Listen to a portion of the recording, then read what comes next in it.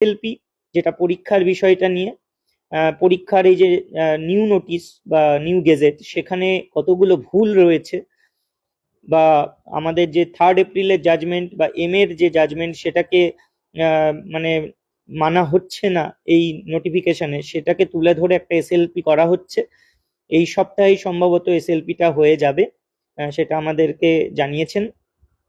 তো দেখা যাক সেটা কবে আলটিমেটলি প্লেসড হয়। সেটাই থাকছে অবশ্যই যে আম, যদিও সঞ্জয় কুমার অ্যাফোরসেড ভ্যাকেন্সি বা অলরেডি মেনশনড ভ্যাকেন্সি সেগুলোকে নালিফাই করেছেন, উনি মানতে চাননি। তো মেন ইস্যুস আরো অনেক রয়েছে।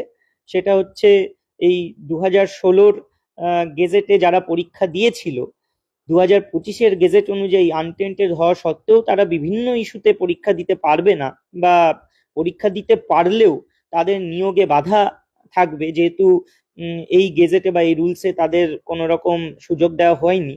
তো সেক্ষেত্রে তাদের এই ইস্যুগুলো এবং বয়সের ইস্যু, ওবিসির ইস্যুটা যদিও এখন খানিকটা হলেও সেটাকে সুপ্রিম কোর্ট একটা পর্যায়ে নিয়ে এসেছে, কিন্তু আদার্স অনেক ইস্যু রয়েছে।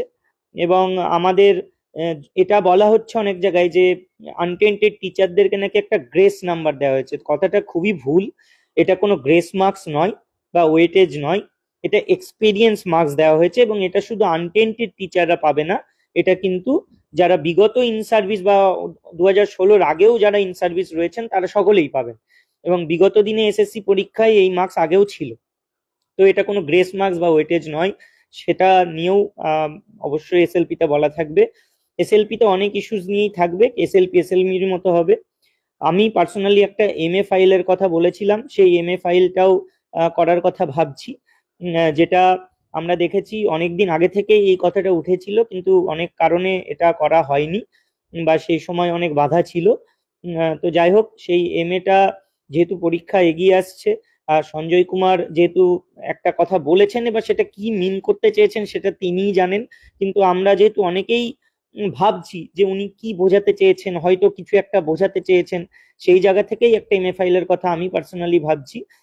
সেটা ওই 49 প্যারার যে ক্ল্যারিফিকেশন, বা উনি বলেছেন আনটেন্টেড এবং যারা তারা পরীক্ষায় অংশগ্রহণ করতে পারবে, তাহলে কেন সকলকে জড়িয়ে দেওয়া হচ্ছে, কেন আলাদা করা হচ্ছে না, কেন সিলেকশন প্রসেস, বা সিলেকশন প্রসেস বলতে উনি কি বোঝাতে চাইছেন সেটার বিষয়ে একটা আলাদা ফাইল করার কথা হচ্ছে। দেখা যাক সেটা কবে থেকে করা যায় বা কি করা যায়, তাড়াতাড়ি করতে হবে, কারণ দেখুন প্যারালালি সবকিছু নিয়েই ভাবতে হবে। রিভিউ রিভিউ এর মতো চলতে থাকুক, এসএলপি এগুলো আলাদা চলতে থাকুক, এগুলোর সাথে রিভিউ এর কোনো সম্পর্ক তেমন নেই।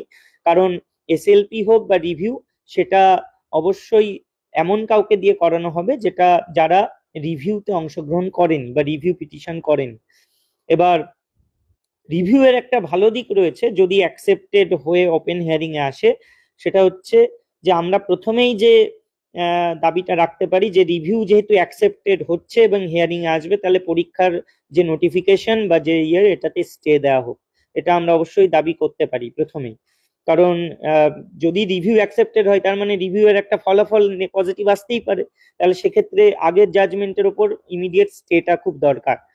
দেখা যাক, আমরা রিভিউটাতে মেন ফোকাস রাখবো, এবং যেহেতু আর কিছু দিনের মধ্যেই এর একটা কিছু আমরা বুঝতে পারবো মানে আলটিমেটলি, তো সেই জন্য রিভিউটাকে মেন ফোকাসে রেখে এটার জন্য এগিয়ে যেতে হবে। পাশাপাশি এসএলপি এগুলোও চলবে, এগুলোও হোক। আমরা দেখতে পাচ্ছি অন্য একটা পার্টি তারাও একটা এসএলপি দাখিল করেছে, আমরা সেটার দিকেও নজর রাখবো। আশা করব সমস্ত পার্টি বা সমস্ত পক্ষ যারাই যোগ্য